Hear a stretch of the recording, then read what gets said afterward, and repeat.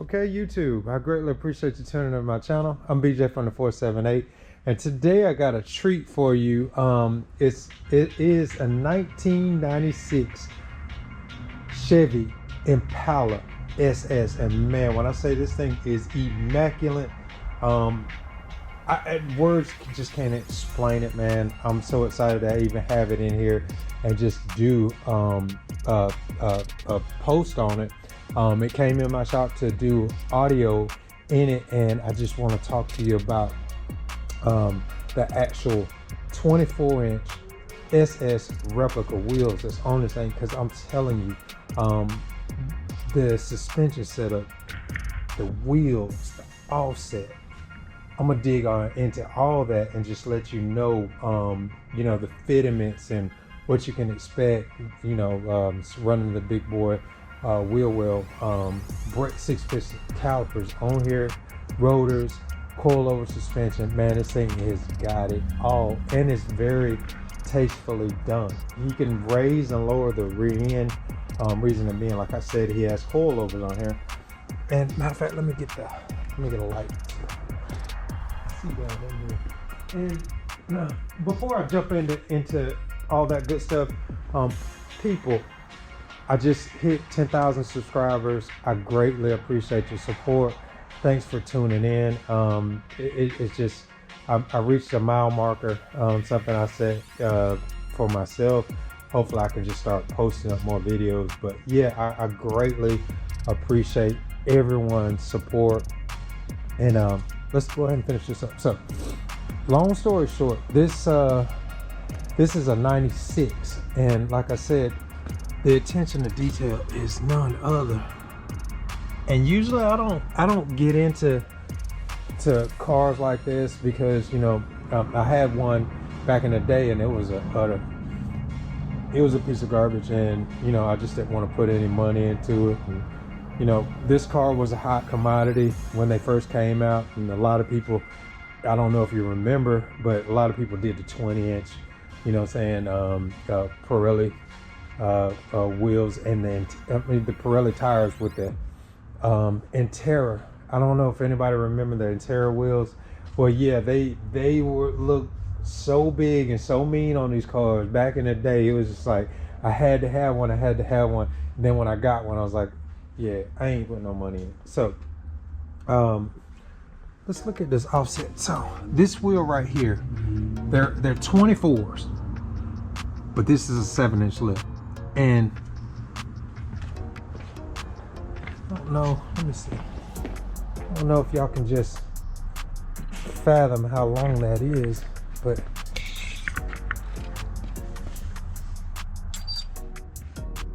seven inches right there. And this wheel is actually a 10-inch wheel in width. From here to here is 10 inches. So once you put a tire on it, you'll probably get right about, if you measure the whole thing, you're looking at 11 with tire, in width. But yeah, you measure the inside of the wheel from here to here, and that's a full 10 inches. So the offset on this, and this car had to be the rear end had to be narrow on this vehicle, but the offset is a positive 25, because only way they can achieve that is they got back here another 5 millimeters in between here. But to achieve that, they, like I said, they had to narrow the rear end. And I want to say Wesley did the work on that, and Wesley did a jam up job, because that QA1 system that's on here, dude, it's immaculate under this car.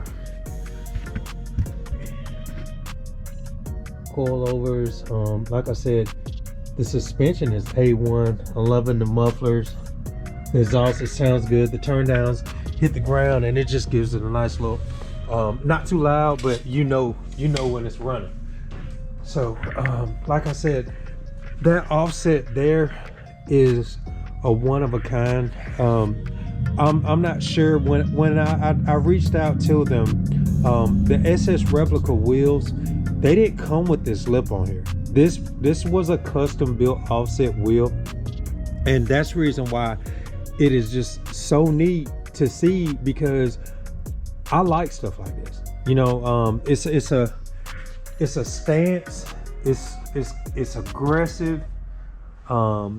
It sits under there and it doesn't rub on anything. I don't know if you see these tires, but as you can see, it's no marks on these tires, and this car's been driven.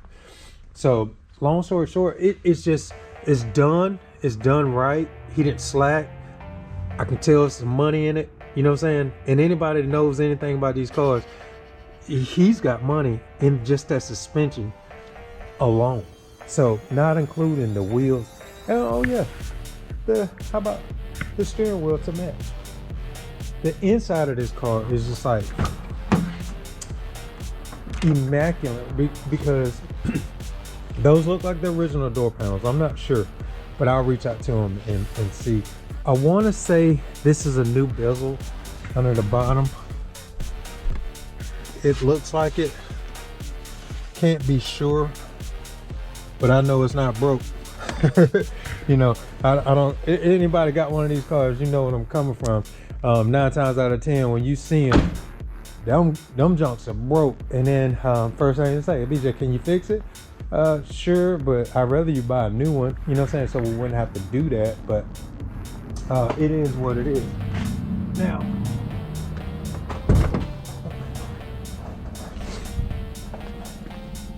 it's a little cold out here, people. Now, we're down here at OCD Audio LLC, and what I do a lot of my YouTube customers, they send me their vehicles in here. Well, this one actually came in, like I said, for an audio upgrade, and we're going to rewire it and clean up everything. It does have the McMahon alternator already on here. Let me get you.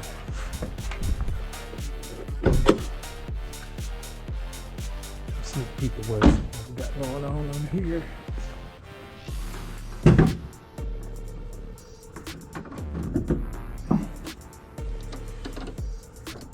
Nothing major.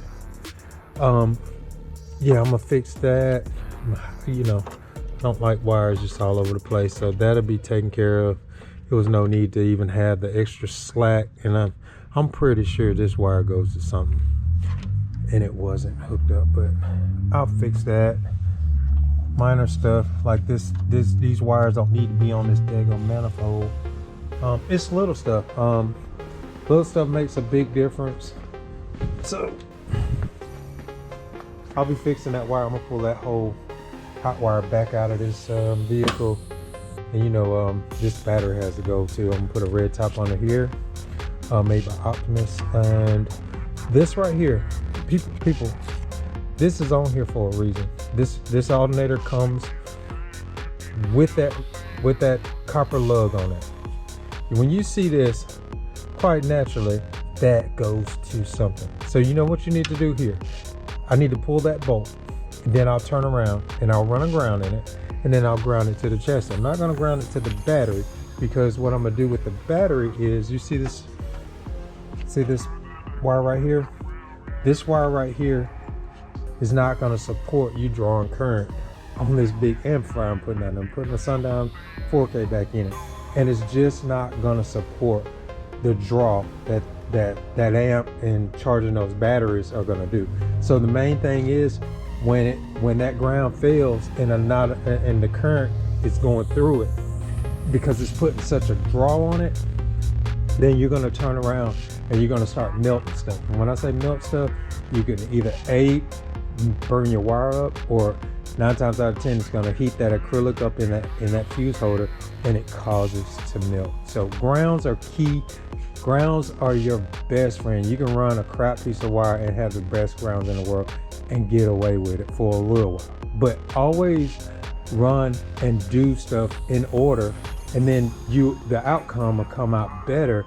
You know what I'm saying? And especially when you're running a business, you don't want, when you get customers to come back, you want them to come back to either thank you or upgrade. You never want them to come back because they're having issues with their stuff. Now, some things are just problematic parts. You know what I'm saying? You're gonna get some things that you just can't avoid, and electronics do terrible. You know what I'm saying? So, but you never really want them to come back and have issues with their vehicles. You want to do it the right way the first time and just be done with it. You know what I'm saying? So like I mentioned to other people, you get what you pay for, and in this day and age, it says a lot. So I appreciate you tuning into my channel. I have more coming up. I got a couple more cars I got getting out of here, but I just wanted to give you a sneak preview of what is going to go on with this car, because like I said, I went ahead and pulled out all the stereo equipment in here now, and what I'll do is I'll make amp racks, make battery boxes. It had 2 batteries over here, 248 48 energy batteries. Those things weigh about 85 pounds a piece, so I'm not gonna put both batteries back on one side of this car because I want to distribute the weight. So either if I put that back over here, I'm gonna either put one here and one there and run a T, because the hot wire has to be separated to the same length to charge those batteries at the same time. But 9 times out of 10, I'm not gonna end up doing that.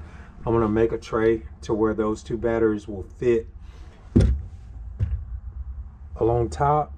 Then I'll make something to go in front, probably put the amps there, and I'll build around this hump here in order for that box, because I'm running 2 15s back in here. And so I want to utilize all my space, so I'll get the bottom of the box to contour this.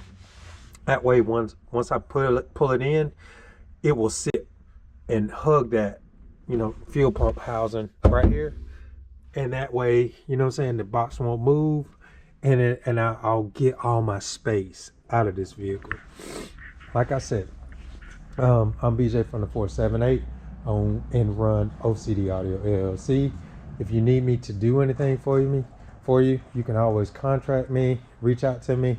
I'm on Google, and I greatly appreciate you tuning into my channel. Please like and share this video, because what I do is I give back to my community. I help people out in my community. So all my proceeds from my channel goes back to people in need in my community. I greatly appreciate it, and thanks.